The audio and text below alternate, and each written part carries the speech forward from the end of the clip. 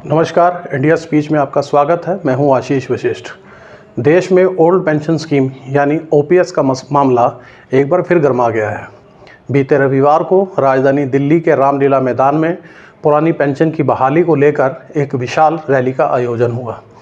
ऐसे में आपके भी मन में यह सवाल उठ रहा होगा कि आखिर पुरानी पेंशन योजना है क्या और यह नई पेंशन योजना से अलग कैसे है। ओल्ड पेंशन स्कीम की तरफ आखिरकार कर्मचारियों का आकर्षण क्यों बना हुआ है, आइए समझते हैं कि दोनों पेंशन स्कीम में आखिर अंतर क्या है।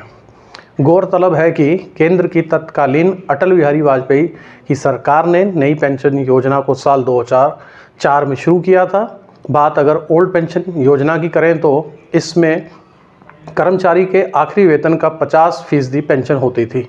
वहीं इसकी पूरी राशि का भुगतान सरकार की तरफ से किया जाता था। नई पेंशन योजना में जहां कर्मचारी के वेतन से 10% यानी बेसिक और डीए की कटौती होती है, तो वहीं ओल्ड पेंशन योजना में पेंशन के लिए वेतन से कोई कटौती नहीं होती थी।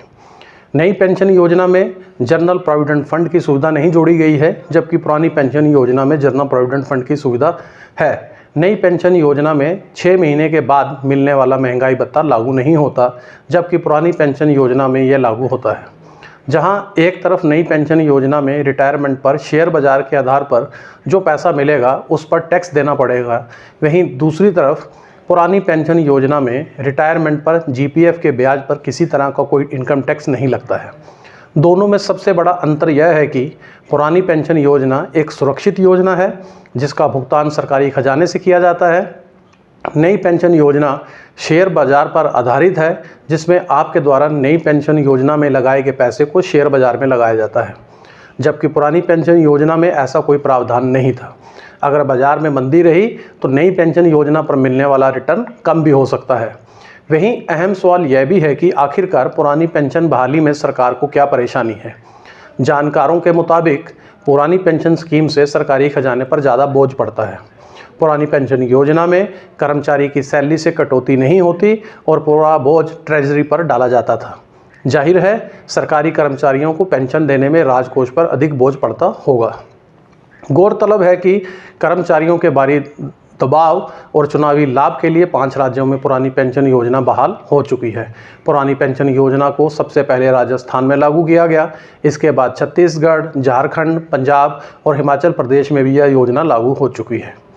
वहीं तस्वीर का दूसरा पक्ष यह है कि भारतीय रिजर्व बैंक ने कुछ राज्यों द्वारा अपनाई जाने वाली पुरानी पेंशन योजना को वापस लेने के लिए आगाह किया है।